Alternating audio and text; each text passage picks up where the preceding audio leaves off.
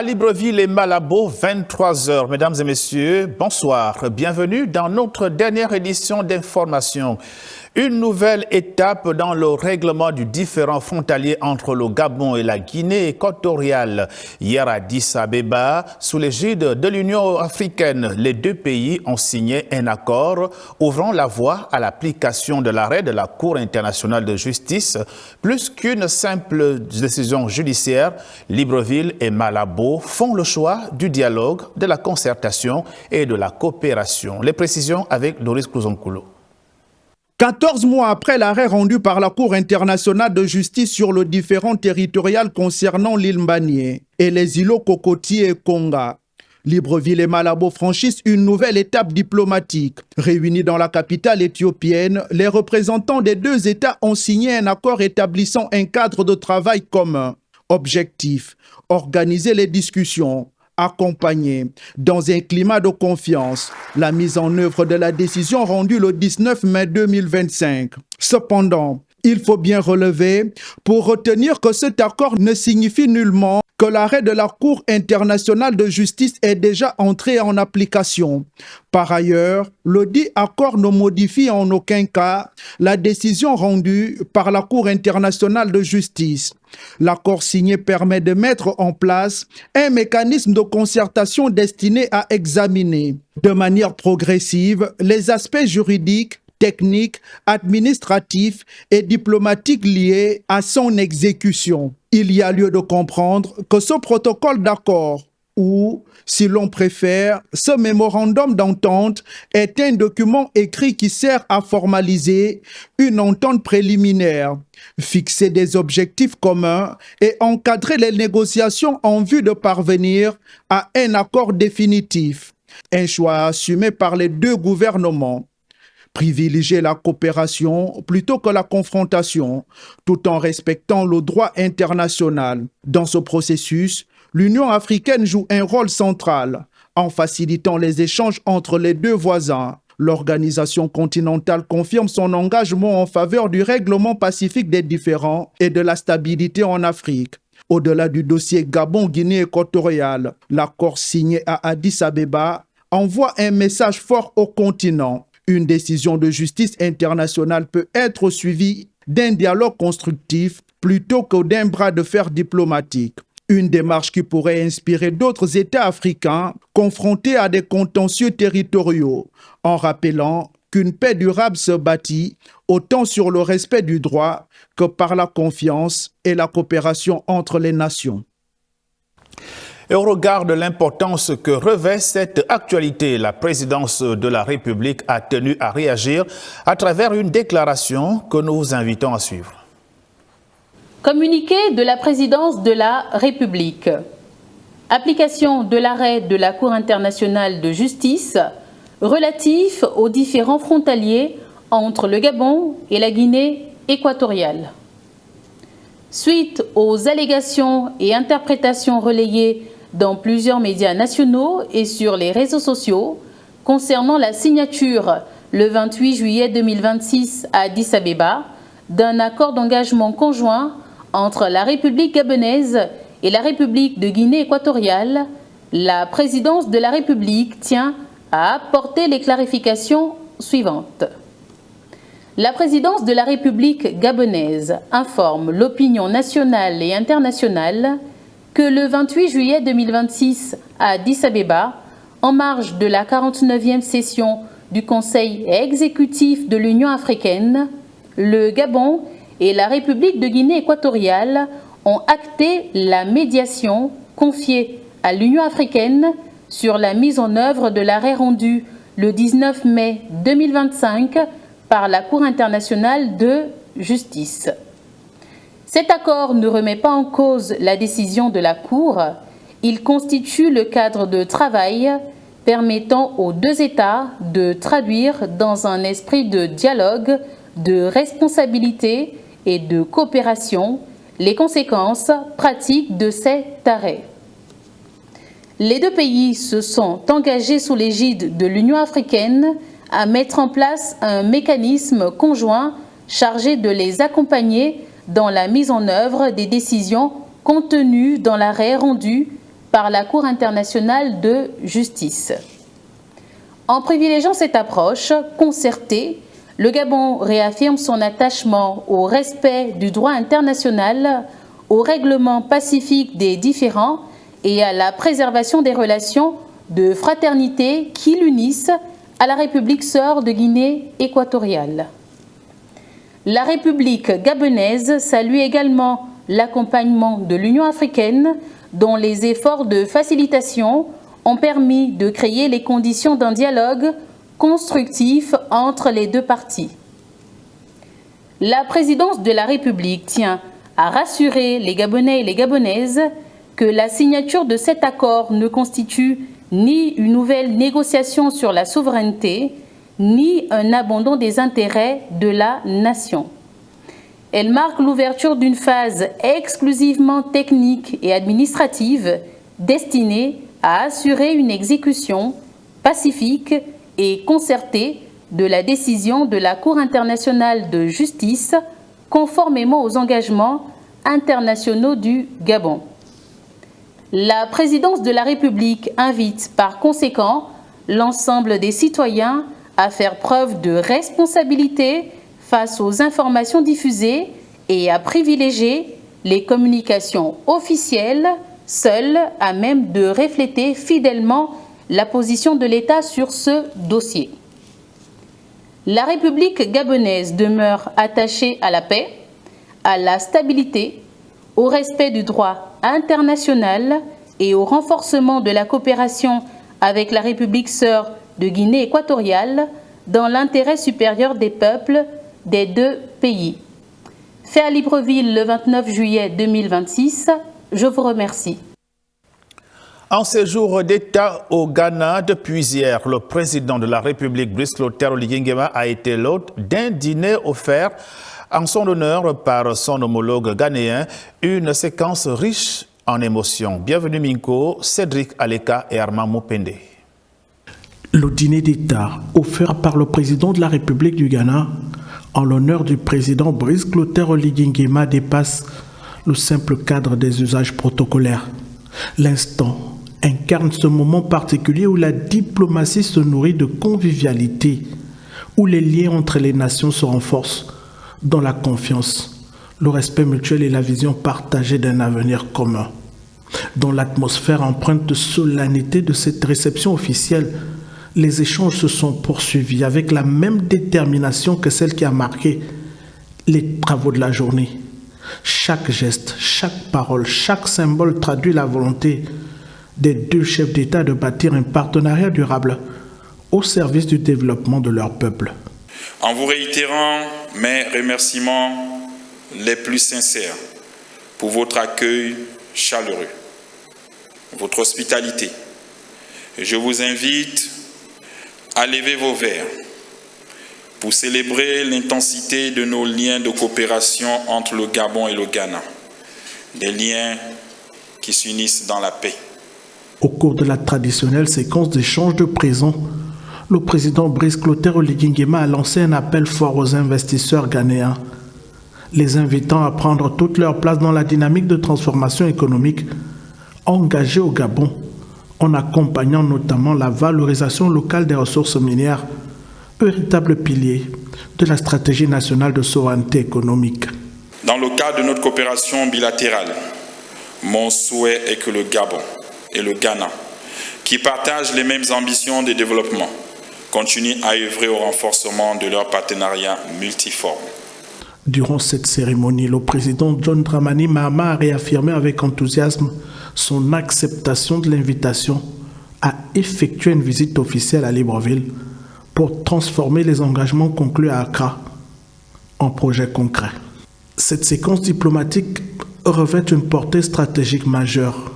Elle confirme la volonté du président Brice Clotaire Oligui Nguema de faire de la coopération africaine un levier essentiel de la transformation nationale, en tissant avec les grandes économies du continent des partenariats solides capables d'accélérer l'industrialisation, la diversification économique, mais aussi l'intégration africaine. Le vice-président de la République, Alexandre Barrot-Chambrier, a reçu en audience l'ambassadeur de l'Union européenne pour la sous-région d'Afrique centrale, Cécile Abadier. Cette rencontre placée sous le signe du renforcement des relations de coopération entre l'Union européenne et le Gabon a permis au vice-président de s'imprégner de la nouvelle stratégie de développement économique proposée par l'Union européenne. Le point avec Lionel Moutou Pissam et Ludovic Bitegué. Reçu en audience par le vice-président de la République, Alexandre Barrot-Chambrier, l'ambassadrice de l'Union européenne pour la sous-région d'Afrique centrale est venue présenter la nouvelle vision de cette institution en faveur d'une coopération équilibrée avec le Gabon. Nous avons parlé bien sûr des relations entre l'Union européenne et le Gabon, de la manière avec laquelle l'Union européenne a essayé de répondre aux nouveaux défis et aux nouveaux souhaits d'avoir des partenariats plus équilibrés. Et donc cette offre de coopération rénovée a été évoquée ce matin. Les deux personnalités ont également exploré les différentes pistes à travers lesquelles les partenaires européens pourraient accompagner le Gabon sur le plan économique. Nous avons également parlé de la situation économique du pays. C'est intéressant d'avoir son regard et aussi de la manière avec laquelle les partenaires peuvent accompagner le processus de réforme économique qui s'amorce, la question des équilibres budgétaires, mais aussi de la nécessité d'accélérer les investissements. Et donc j'avais à cœur d'expliquer un peu comment les partenaires, avec l'État et les entreprises, peuvent accompagner ce processus. Autre point majeur abordé au cours de cette audience, les questions d'intérêt commun, avec en prime la défense du multilatéralisme. Nous avons parlé d'un certain nombre de sujets plus internationaux qui sont d'intérêt commun pour l'Union européenne et le Gabon, notamment sur la défense du multilatéralisme. Monsieur le vice-président est un fervent défenseur du multilatéralisme. Cette rencontre traduit la volonté des deux parties à consolider un partenariat durable au service du développement économique, de la stabilité et de la prospérité partagée. De son côté, le vice-président du gouvernement Herman Imongo a achevé sa visite officielle en Australie par une visite des installations minières de Fortescue dans la région de Pilbara. Objectif, s'imprégner de l'un des plus grands modèles miniers au monde afin de préparer le développement du projet de Belinga. Le reportage de Remoussavou. Au cœur du Pilbara, en Australie occidentale, le vice-président du gouvernement Herman Imongo et la délégation gabonaise découvrent les installations de Fortescue, 4e producteur mondial de minerais de fer. Nous avons commencé par le port, nous avons visité le port, nous avons vu le déchargement des wagons, nous avons vu le chargement des bateaux et là, nous avons pris les hélicoptères pour arriver sur le site de la mine elle-même, à Chrisman Chris. Et nous constatons effectivement que nous avons ici une très grande mine. L'opérateur qui va exploiter la mine de Belinga, n'est-ce pas, a une très bonne expérience, une très bonne expertise dans l'exploitation d'une mine de fer. Vous voyez, nous en sommes aujourd'hui à des véhicules automatisés. Il n'y a pas de conducteur dans les camions. Fortescue exploite 5 sites miniers, un réseau ferroviaire de 760 km, un port capable d'exporter plus de 210 millions de tonnes de minerais de fer par an, ainsi qu'un centre de contrôle ultra-moderne pilotant à distance l'ensemble des opérations. Nous allons être très sérieux par rapport au Gabon. Nous croyons que c'est une ressource qui est bien, mais nous ne sommes pas encore certains. C'est un risque immense que nous prenons, comme d'habitude chez Fortescue.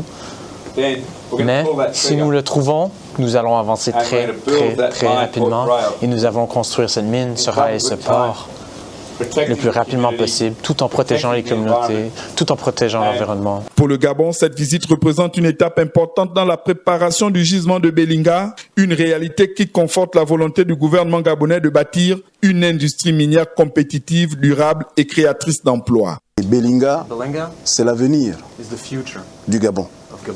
Un avenir minier, mais au-delà de la mine, c'est une chaîne de valeur complète que Belinga va ouvrir.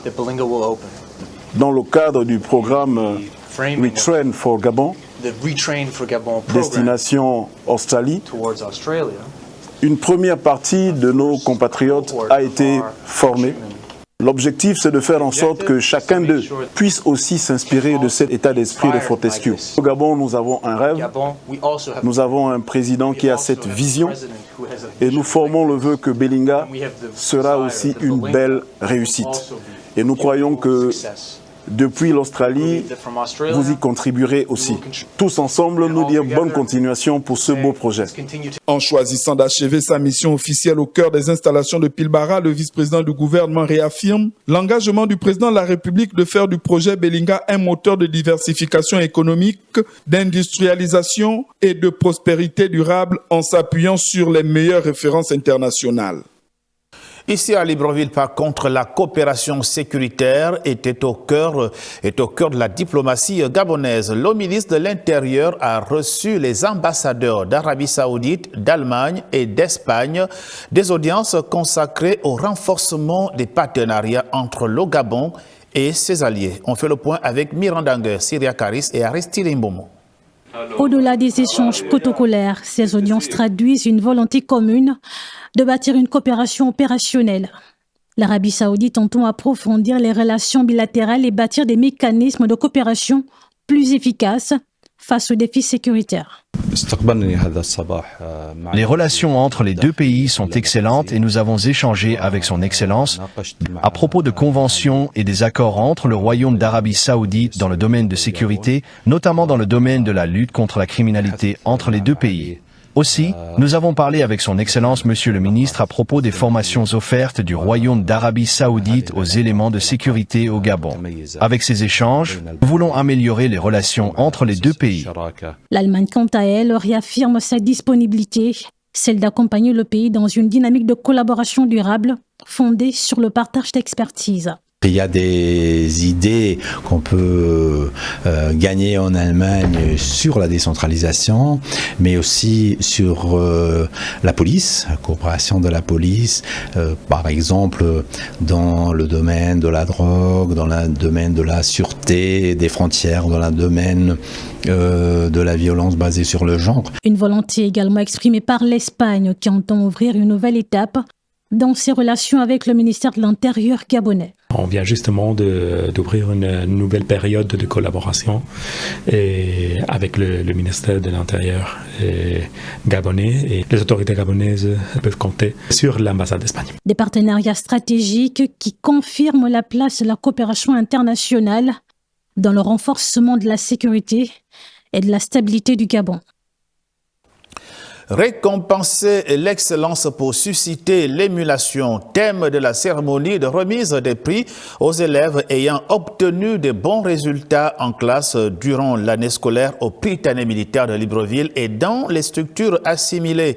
L'événement présidé par la présidente du Sénat était aussi l'occasion pour elle de remettre au nom du chef de l'État des véhicules pour encourager les efforts collectifs des responsables du personnel du Prytanée militaire. Andy Tungi, Stanley Gemanika pour les détails. Le Prytanée militaire révèle les bâtisseurs de demain. À travers cette cérémonie de remise des prix aux pupilles qui se sont imposés par leur travail remarquable durant l'année scolaire, l'institution qui se caractérise par ses performances scolaires ne compte pas se défaire de sa devise. Il est des jours où le temps semble suspendre son vol pour laisser l'effort silencieux d'une année entière encore éclore au grand jour. Ce jour est de cela.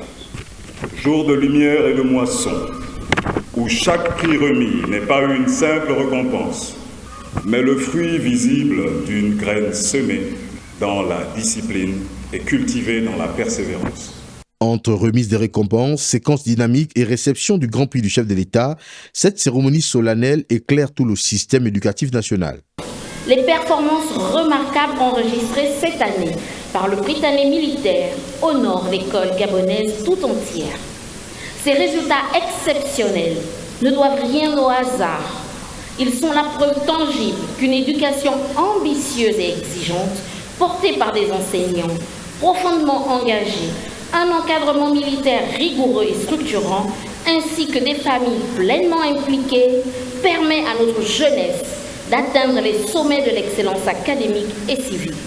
En En réceptionnant les clés des véhicules, symboliquement des mains de la présidente du Sénat, le lieutenant-colonel Kembot, par ailleurs commandant école, a fait le vœu de faire bon usage et souhaite que ce don réponde activement aux résultats du Prytanée militaire et de ses structures assimilées.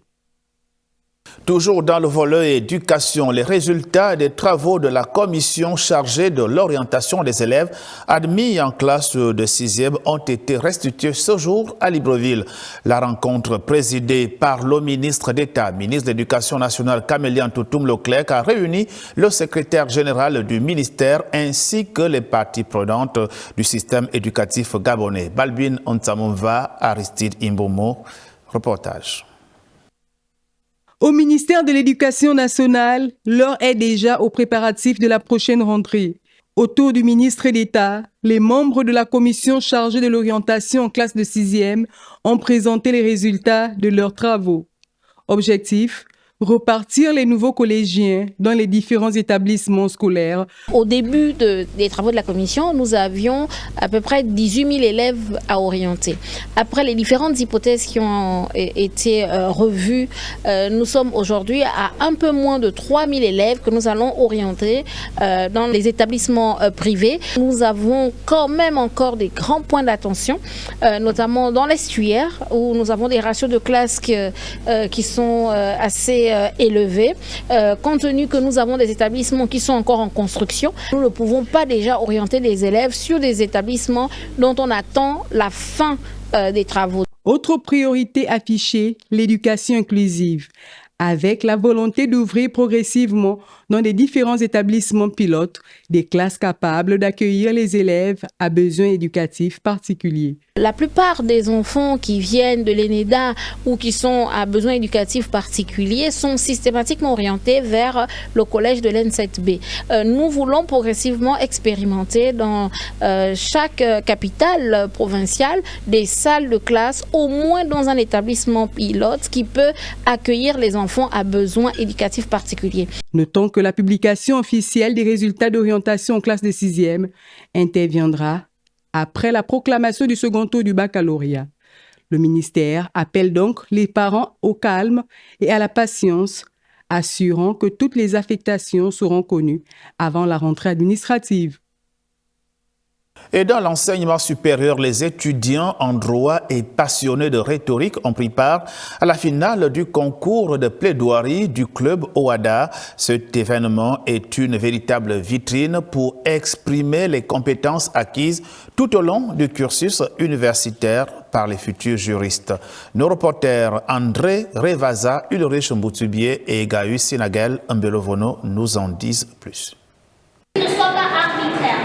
Les étudiants en droit du Grand Libreville ont confronté leurs compétences techniques et pratiques face au jury de cette finale. Une cérémonie qui a démarré de manière très solennelle. Un orateur sans auditoire n'est qu'une voix dans le vide. Vous êtes la moitié du discours. Que le meilleur gagne. Je déclare le concours de plaidoirie ouvert. Je vous remercie. Les juristes en devenir ont rivalisé d'ardeur et d'éloquence pour tirer leur épingle du jeu. Sur les 15 participants d'origine, seuls 5 finalistes ont été retenus pour cette édition, avec une mention spéciale pour la candidate arrivée en tête de cette cuvée. Je suis vainqueur de la première édition du concours de l'AS de plaidoirie OADA. Je souhaite adresser mes sincères remerciements à tous nos formateurs et aussi au cabinet d'assistante AEGIS. Pour les organisateurs, cette compétition est avant tout un outil pédagogique concret. Elle ne doit en aucun cas pousser les candidats et conduits à baisser les bras. Il faut dire que ces activités ont pour objectif, de familiariser les étudiants avec la pratique du droit. On aborde des notions, mais souvent des étudiants veulent mettre en application ces notions et se familiariser avec le monde professionnel. Nous encourageons aussi ceux qui n'ont pas pu vaincre, qui n'ont pas démérité. C'est juste pour montrer l'objectif que nous poursuivons, qui est celui de familiariser les étudiants avec la pratique du droit. La cérémonie s'est achevée par la remise du précieux code vert, un outil indispensable à la formation de ces jeunes professionnels. Enfin, une traditionnelle photo de famille et un moment de réjouissance ont clos cet événement. Santé dans ce 23 heures et on parle du ministre de la Santé, professeur Elsa Nkana Joséphine Ayo, épouse Bivigou, qui effectue depuis plusieurs semaines une tournée nationale d'évaluation des structures sanitaires. Du 24 au 25 juillet dernier, elle était dans la province du Moyen-Ogooué où elle a évalué le système de santé de cette province. Le point avec Raïssa Eva Ayingone-Ban et Rodolphe Eyerenve. Première journée de cette tournée dans la province du Moyen-Ogooué, le centre de santé Edith Lucie Bongo découpe. Il n'y a pas beaucoup des anciens. C'est pas bon. Ici, le ministre de la Santé a constaté de nombreuses insuffisances, entre autres la dégradation de l'infrastructure et le manque de personnel soignant. La mission s'est poursuivie au dispensaire d'Arlo, puis au centre de santé de Bifoun, structure répondant aux normes requises. Nous avons fait le centre de santé de Bifoun et nous avons pris également un dispensaire qui est le dispensaire de Darlo. Donc c'était l'occasion pour nous de faire le point justement sur ces deux grands centres de santé qui sont de taille. Il faut savoir que pour chaque niveau de structure de soins, il y a un plateau technique qui est attendu. Donc vous avez également celui de centre de santé de Bifoun qui est bien équipé. Les infrastructures sont là, le personnel est là. Au niveau du centre de santé d'Écoute, besoin de renforcement en matériel et en ressources humaines. Par contre, sur le dispensaire de Darlo, je pense que les choses sont vraiment à revoir. Au centre hospitalier régional de Lambaréné, le ministre de la Santé a évalué le fonctionnement des services et la capacité technique de l'établissement. La grosse problématique aujourd'hui sur ce centre hospitalier régional, c'est essentiellement celui du scanner qui n'est pas encore fonctionnel. Nous avons encore quelques soucis techniques et d'ici quelques mois, ce scanner sera fonctionnel. Pour le dernier jour de cette mission, la délégation s'est rendue à l'hôpital Albert Schweitzer de Lambaréné et dans d'autres structures sanitaires de la province. Ces visites ont permis de dresser un état des lieux du système sanitaire provincial, une démarche qui s'inscrit dans la vision du chef de l'État, celle de garantir à chaque Gabonais un accès équitable à des soins de santé de qualité. Vie des médias présents et dans le souci de doter l'agence gabonaise de presse des meilleures conditions de travail, le ministre de la Communication et des médias, Germain Biaoudjo, a visité cet après-midi l'ancien siège de la Belle TV à l'abandon. Le site pourrait être rétrocédé à l'AGP. Reportage Patrick Simangoy, Terence Langa, Gérald Efundi. Exerçant depuis plus de 60 ans dans un cadre non conforme à la production d'un travail de qualité à la dimension d'une agence de presse, l'AGP entend se doter d'un cadre répondant aux normes professionnelles, d'où cette visite du ministre de la Communication et des médias, Germain Biaoudjo, sur le site ayant abrité autrefois l'ancienne télé et radio privée La Belle TV du côté d'Angondje, au nord de Libreville. Germain Biaoudjo, la direction générale de l'AGP, le personnel et les collaborateurs du ministre ont fait le tour d'un bâtiment propriété de l'État aujourd'hui à l'abandon, mais qui répond aux normes de production d'une agence de presse aux standards internationaux. Nous avons amené le ministre sur ce site de La Belle TV, qui est un patrimoine de l'État. Nous savons que c'est un frère d'un pays ami qui avait eu des fonds de l'État gabonais pour pouvoir, n'est-ce pas, mettre en place ce que l'on appelait avant La Belle TV. Le directeur général de l'AGP, qui sollicite également aussi pour cette structure un siège, a donc pris en compte cette notion que ce bâtiment a été donc construit avec l'argent du contribuable et a amené le ministre de la Communication et des médias, M. Germain Biaoudjo, à visiter l'endroit afin de voir dans quelles possibilités l'agence gabonaise de presse pourrait obtenir ce bâtiment. L'ambition du ministre de la Communication et des médias, c'est de voir les agenciers de l'AGP, premier média gabonais né à l'orée de l'indépendance de notre pays, travailler dans des conditions favorables. Il était vraiment important que nous ayons un cadre bien adapté, comme nous pouvons voir chez nos confrères d'ailleurs. C'est pourquoi les responsables ont jeté leur dévolu sur ce bâtiment qui sied aujourd'hui, qui sied quand même à nos attentes, parce que quand vous arrivez, il y a un existant. Cette visite du patron de la communication sur le site de l'ancienne La Belle TV démontre à suffisance la prise en compte par le gouvernement des préoccupations des entités publiques placées sous tutelle et l'augure des lendemains meilleurs pour l'agence gabonaise de presse. Un rapport détaillé sera fait et transmis à qui de droit. C'était donc la visite du ministre de la Communication et des Médias, Germain Biaoudjo, au siège de l'ancien label TV. Un pan de l'environnement à présent, et on parle de la tenue ce jour à Libreville d'un atelier national de consultation et de construction d'un projet sur la foresterie climato-résiliente. L'objectif principal est de proposer un projet solide capable de mieux gérer les forêts et créer une économie durable. On fait le point avec Malène Mbina et Ulrich Boissard.